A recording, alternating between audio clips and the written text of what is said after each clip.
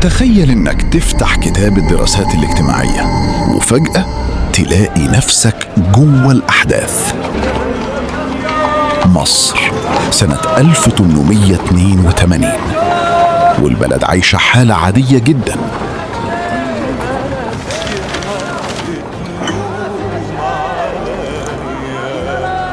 وفجأة يجي الخبر: مستر أحمد خليفة، جنود بريطانية داخلين علينا.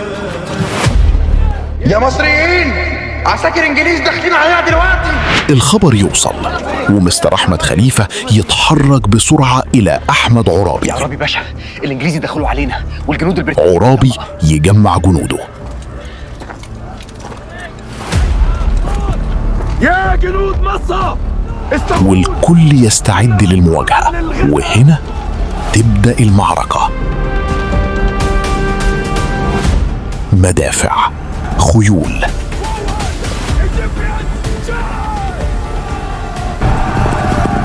جنود مصريين في مواجهة الجيش البريطاني.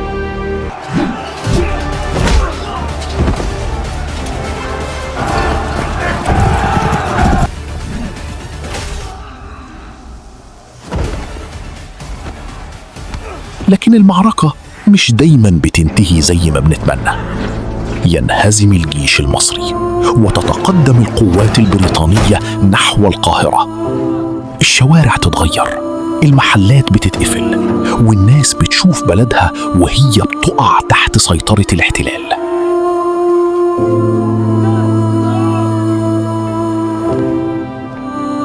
وفي النهاية سنة 1882 بدأ الاحتلال البريطاني لمصر.